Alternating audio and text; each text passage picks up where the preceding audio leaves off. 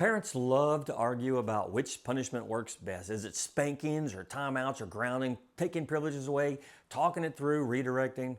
But they're arguing about the wrong thing because none of those things are discipline. They're just methods or tools, delivery vehicles. And the only question that matters is, what did the method actually teach your kid? Because punishment and reward have one basic job: to create a distinction. Like, this choice leads somewhere beneficial and this one doesn't. And if the distinction lands in your child's mind, the method worked. And if it doesn't, it failed. Even if you thought the punishment was severe, even if your explanation sounded perfect, even if you've used that method for years, because discipline isn't what you did to your child, discipline is what your child learned from it. Today, I'm going to show you what punishment and reward actually are, how they become part of the equation your child uses at a pivot point, and why every method eventually stops working if the parent doesn't keep learning too. My name is Scott. I spent most of my 35-year career as a martial arts instructor studying how discipline works and how to transfer useful skills to another human being. I worked with thousands of kids and I raised 3 of my own. Let's get into it. Now, most parents think the purpose of punishment is to stop a behavior, but that's not really accurate. The purpose of punishment and reward is to create a distinction. A distinction is a clear separation between two things. This is beneficial, this isn't. This leads somewhere good, this doesn't. That's all you're trying to do. When your child does something that moves them toward a life skill like honesty or courtesy or responsibility, you want to attach something to that moment that says, this was good. That's a reward. It reinforces the direction. When your child does something that moves them away from a life skill, lying or disrespect, you want to attach something to that moment that says, that was not good. That's a punishment and it discourages the direction. The method you use to create the distinction, like spanking or grounding, timeout, redirecting, having a conversation, privilege removal, or maybe just a facial expression, that's just a delivery vehicle or tool that you use. It's how the distinction gets delivered, but it's not the distinction itself. And here's where the discipline connection matters. Discipline means to learn or be taught. Your child is learning from every distinction you create or fail to create. If the distinction is clear, the learning process aims at the right target. And if the distinction is unclear, the learning process still works. It just teaches whatever the experience actually communicated, which might not be what you intended. That's why the method of debate is a waste of time. Is spanking better than timeout is the wrong question. The right question is, did you create a distinction in your child's mind? Did they walk away from this moment with a clearer understanding of the difference between what's beneficial and what isn't? If yes, the method worked. If no, it didn't, regardless of how you felt about it. Now, here's why the distinction matters so much. Every time your child arrives at a pivot point, which is just a moment where a decision has to be made, there's an equation that runs in their head. Your child's natural equation is simple. I want a thing, I know how to do it, do I do it? If there's nothing on the other side of the equation, the answer is yes. I mean, why wouldn't it be? There's no cost. There's no weight on the other side. The want wins every single time. Your job as a parent is to put something on the other side of the equation. That's what distinction does. It gives your child a reason to pause, a frame of reference, a memory of what happened last time, an understanding that choices have some weight. When your child hasn't learned to make the right choices on their own yet, you become part of the decision-making process. You use boundaries and consequences, rewards, or whatever method works to put some weight on the choice. That's what I call forced discipline. The equation during forced discipline should look more like this. I want a thing, I have a way to get it, but what happens if I do? What did mom and dad do last time, and was it even worth it? That's you being part of the equation. You earned a seat at the table by creating distinctions that were clear enough and meaningful enough that your child actually factors you in when they're making a choice. If your distinctions have been weak, if your child learned that your threats are empty, your punishments don't mean much, or you never follow through, you're not in the equation. Your child isn't thinking about you at the pivot point. They're doing the math without you. And if you're not in the equation, you're not influencing the decision, which means you're not part of the discipline process. The learning is still happening.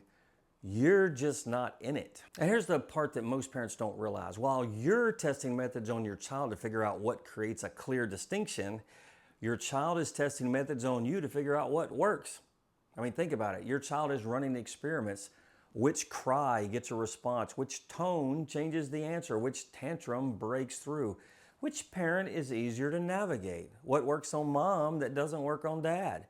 They're gathering data, refining strategies, adapting in real time. You're supposed to do the same thing. watching what actually matters to your child right now, reading their body language, their face, their energy, figuring out what creates a distinction that's meaningful to this child at this age, at this moment. Now, this played out between me and my wife, but my kids knew exactly what my wife would do. She was predictable. They had solved her equation. They knew how far they could push, what would happen, and how to navigate it. But they couldn't solve mine because I didn't run the same play twice. I didn't have a script. I had no idea what I was even going to say until I started talking to my kid. I would watch their face, their body, what they cared about right now, and I would build the distinction around whatever was going to land the hardest for them in that specific moment. Now, my wife figured this out. When the kids tested her boundaries and her methods weren't landing, she'd say, "Do you want me to get your dad involved? You know how much he enjoys teaching lessons using creativity and giving you a story to tell." Now, that usually stopped them. Not because I was scary, because I was unpredictable. They couldn't adapt to something they couldn't anticipate, and I genuinely enjoyed the challenge. I never got mad or frustrated. It was more like excitement. I saw every one of those moments as a teaching game, and the ultimate winners were always my kids, even if they didn't know it at the time.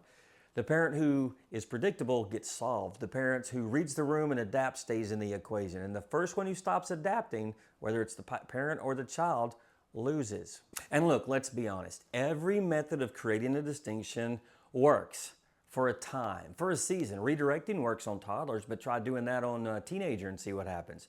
Timeouts work for a while until the child decides they don't care about sitting in a corner. Grounding works for a while until the child realizes nothing actually is happening to them. They just wait it out. Spanking even works for a little while until the child outgrows the fear of it. Rewards work the same way. You give your kid a penny every time they do something good, and eventually the penny loses its value because their wants change. What motivated them at 5 doesn't motivate them at 10. Every single method has a shelf life, and here's why.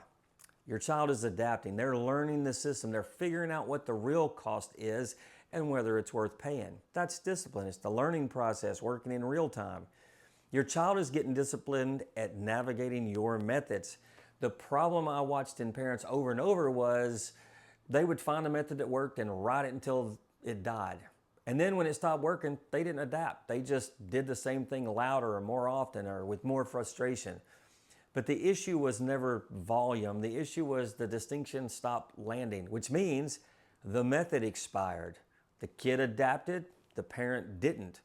I also watched parents who said all the right things. It was beautiful. Their words sounded great. Their logic was solid, but the impact was entirely in their own head. They felt like the lesson landed, but the child didn't feel anything. The method didn't fit the child at that age, in that moment, or that situation. And then there were the parents who threatened, "If you do that one more time, I'm going to count to 3 and you better." Kids don't respect threats. They respect follow through. A threat without follow through doesn't create a distinction. It actually removes one. It teaches the child that the parent's words don't actually mean anything, which takes the parent out of the equation entirely. The method has to fit the child. It has to evolve as the child evolves. And it has to be backed by consistent follow through, because the distinction that matters is the one your child experienced, not the one you think you delivered. So here's what punishment and reward actually are. They're not discipline. They're tools used inside forced discipline to create distinctions. And those distinctions become information your child carries into the next pivot point. That's why the method itself is never the point, like grounding, spanking, redirecting, taking privileges away, rewards, talking it through. Every method has a shelf life.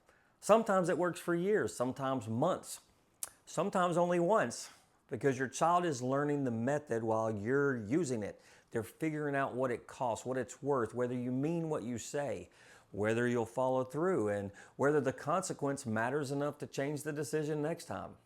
So your job isn't to find the perfect punishment or perfect reward. There isn't one. And that's why I don't give you discipline hacks or behavior hacks. I don't tell you exactly what to do in the millions of parenting situations you're going to find yourself in, because I don't know your kid. I don't know what matters to them. I don't know what they've already learned. I don't know what they're afraid of. Or I don't know what they value, what they laugh at, what they completely ignore. Every kid is different. Every situation has different variables, and different kids require different approaches and different combinations of methods. So anyone who tells you when your child does this, always do that, I'd be careful with that.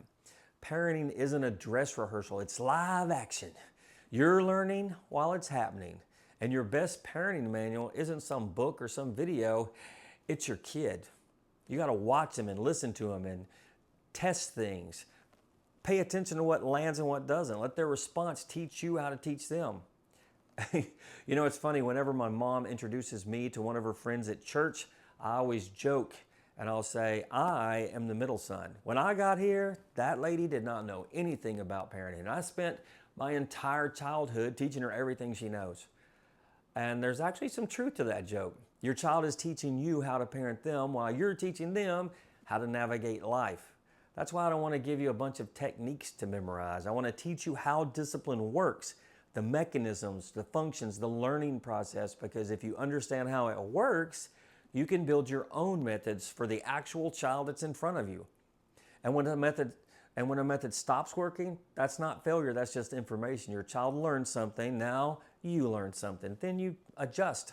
They're adapting, you're adapting. Both of you are learning in real time. That is discipline. And if you do that long enough and well enough, eventually you disappear from the equation. They stop making choices because they're afraid of some punishment. They stop making them because they're chasing a reward. They make them because they understand the distinction for themselves. That's the transfer from forced discipline to self-discipline. Now, my name is Scott Wilkinson. If you like my content, share it, like it, and subscribe to Foundations of Character, and I'll see you next time.